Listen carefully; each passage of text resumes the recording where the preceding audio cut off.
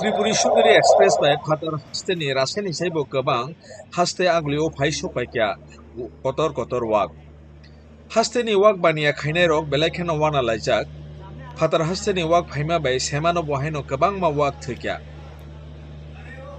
ARDD नि deputy director doctor Radheshyam फातर हास्तेनि वाक no किफली रहनानि बागै चाइतंनाय हिनै साका আপনারা রেলওয়ে স্টেশনে কি কারণে আসেন? অ্যাকচুয়ালি আমরা মানে খবর পাইছি যে রেলওয়ে দিয়া মানে কিছু শুকর আমরা ত্রিপুরাতে ঢুকতেছে, যদিও গভর্নমেন্টের মানে একটা নির্দেশ আছে যে আপাতত শুকর বাইরে থেকে শুকর আমদানি ত্রিপুরাতে নিষিদ্ধ। বাইরে দ্যাট মিন্স কোন জায়গায়? মানে ত্রিপুরার বাইরে, এটা হতে পারে আসাম, হতে পারে নাগাল্যান্ড, মিজোরাম, যে কোনো জায়গা আউটসাইড অফ ত্রিপুরা মানে আপাতত শুকর আনা মানে ব্যান আছে।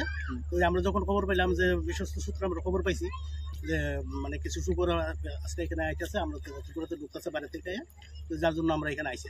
আমরা এসপি বিষয়ে গিয়েছিলাম, এখান থেকে অনেক দূরাদূরি মানে খোঁজাখুঁজি করার পরে বললো যে এটা আরপিএফ এর আন্ডারে পরে। তারপর আমরা আরপিএফ এর সাথে যোগাযোগ করলাম একটু আগে, তো তারপর ওইখান থেকে আমরা এখানে এসেছি। কি দেখলেন আসার পরে দেখলাম অনেকগুলি শুকর তারা নিয়ে যাচ্ছে, কিন্তু কারোর সঙ্গে কথা বলতে পারিনি। একটা ছেলে মানে আমরা দেখেছিলাম, ও এসছে, কিন্তু তার মধ্যেই মানে রেল ছেড়ে দিয়েছে, তার জন্য খুব একটা বেশি। কতগুলো শোর হবে আনুমানিক 100 যতটুকু দেখলাম। কোন ট্রেনে এসেছে? ত্রিপুরা সুন্দরী এক্সপ্রেস। তো আপনাদের মানে গাইডলাইন অনুযায়ী যেগুলো শোর বাইরে থেকে আসছে এগুলোকে কি করা হয়? এগুলো অ্যাকচুয়ালি আমাদের গাইডলাইন অনুযায়ী এগুলোকে পুশব্যাক করা হবে, মানে যেগুলো যেই শুকর যেই গাড়ি দিয়ে আসে ওই গাড়ি দিয়ে আবার মানে আমরা ত্রিপুরার সীমানা পার করে আমরা দিয়ে আসি প্রশাসনের সহযোগিতা নিয়ে।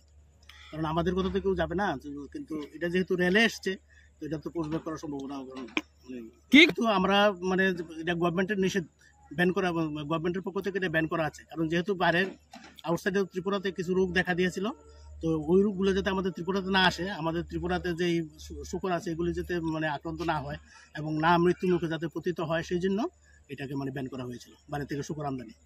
যেহেতু আপনারা আজকে জানতে পারলেন, কি পদক্ষেপ নেবেন এগুলির ক্ষেত্রে? তো আমরা তো আজকে যেহেতু রেলে এসছে কিছু করতে পারিনি। আমরা এখন আগরতলাতে আমাদের যে লোক আছে ওদেরকে আমরা খবর দিব, দেখা যায় কি করা যায়। ধর্মনগর থেকে আরপিএফ এর কাছ থেকে কতটুকু সহযোগিতা পেয়েছেন? ধর্মনগরে আমরা যখন এসেছি আরপিএফ এর একজন স্টাফ এখানে দিয়েছিল। অ্যাকচুয়ালি আমরা খুব একটা বেশি সময়ও পাইনি ওদের সঙ্গে যোগাযোগ করার জন্য, কারণ আমরা ভেবেছিলাম যে এটা তো অ্যাকচুয়ালি এই এক্সপিরিয়েন্সটা একদম নতুন, রেল দিয়ে মানে শুকর আসবে। আমরা ভেবেছিলাম যে এটা যে সাধারণ প্রশাসন মানে যে অ্যাডমিনিস্ট্রেশন আছে এসপি, ওইখানেই আমরা যোগাযোগ করেছিলাম প্রথম এসে। তো ওইখান থেকে অনেক পরে বললো যে এখানে আসার জন্য, তাই আমরা এখানে আসলাম। Pick farmer. কত বছর থেকে ফার্ম চালাচ্ছেন? 12 বছর। তো আজকে রেলওয়ে স্টেশনে আমরা দেখলাম যে কিছু বাইরে থেকে শুকর প্রবেশ করেছে, সেখানে এআরডিডির স্টাফও ছিল। তো আপনারাও দেখছি এসছেন এখানে, মানে কি ক্ষতি হচ্ছে এগুলো ঢুকলে আপনাদের যদি খুলে বলেন। আসলে বাইরের শুকরগুলো যখন আসে বিভিন্ন ধরনের ভাইরাস, গত বছরে এইভাবে অনেক শুকর ঢুকছে, ঢুকার পরে আমরা ফার্মের শুকর মারা গেছে সব, আমরা অনেক ক্ষতিগ্রস্ত হয়েছি। আমরা ব্যাংক থেকে অনেক টাকা লোন লইছি, এরপরে গভর্নমেন্টের আমরা এটা জানাইছি, জানার পরে একটা ব্যান্ড অর্ডার করছে। ব্যান্ড অর্ডার করছে এআরডিডি থেকে যে ত্রিপুরাতে বাইরের মাল ঢুকতো না দিল্লি।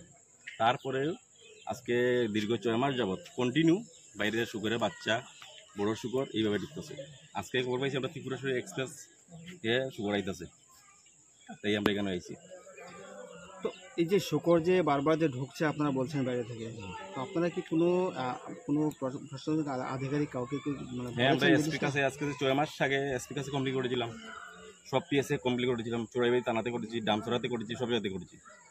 তারপরেও মাল ঢুকতেছে কন্টিনিউ। আপনি মানে যেটা বলতে চাইছেন যে আপনাদের প্রশাসনের দ্বারস্থ হয়েও মানে কোনো কাজ কিছুই হচ্ছে না? এসপি স্যারের কাছে বলেছিলাম, স্যারে বললো দেখবো ব্যাপারটা। এখন আপনারা কি চাইছেন?